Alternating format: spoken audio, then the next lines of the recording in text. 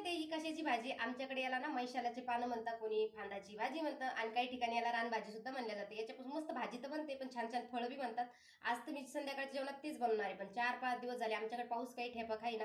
आज संध्याकाळी चहाच्या ऐवजी ना मस्त सूप बनवलं होतं, मनचाव सूप, आणि थोडेसे ना पॉपकॉर्न होते ते फोडून घेतले होते आणि श्रद्धान ते खात होते। तोपर्यंत म्हणलं चला पटकन मी स्वयंपाक करून घेते। एका मिक्सरच्या भांड्यामध्ये जिरं, लसण आणि हिरवी मिरची ही टाकून मिक्सरला बारीक वाटून घेतलं। याच्यात कोथिंबीर बी टाकल्या जाते, पण माझ्याकडे ती काही नव्हती म्हणून जेवढं होतं तेवढं मस्त वाटण करून घेतलं।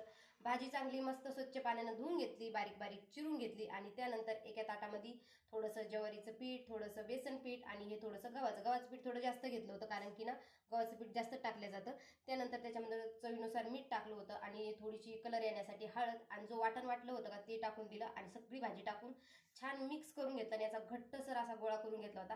पीठ मळून माझं रेडी झालं होतं। साईडला इकडे मी कुकर ठेवलं आणि जे कुकर माझं पहिलंच होतं ना ते काही धुतलं नाही, मी तसंच ठेवलं। त्याच्यामध्ये थोडंसं तेल, जिरं आणि पाणी टाकून घेतलं, भरपूर असं पाणी टाकून घेतलं, कारण की ते शिजायला ना पाणी जरा जास्त लागतं। त्यानंतर हे मला बनवायचं होतं आणि हे मी एकटीच बनवणार होते। श्रद्धा मदतीला होती, पण श्रद्धाला काही ते जमत नव्हतं म्हणून मी पटापट जसं मला आकार देता येईल ना तसं पटापट मी बनवून घेतलं आणि एवढे सारे माझे फळं बनवून इथं रेडी झाले। पाण्याला उकळा येऊन गेला होता, गॅस बंद केला, परत चालू करून दिला आणि त्याच्यामध्ये सगळे फळं टाकून दिले आणि शिजल्याच्या नंतर फळं असे काही दिसत होते आणि खायला बी एकदम टेस्टी लागत होते। कोणाकोणाकडे ही भाजी खातात कमेंटमध्ये नक्की सांगा। चला सर्वांना बाय, श्री स्वामी समर्थ।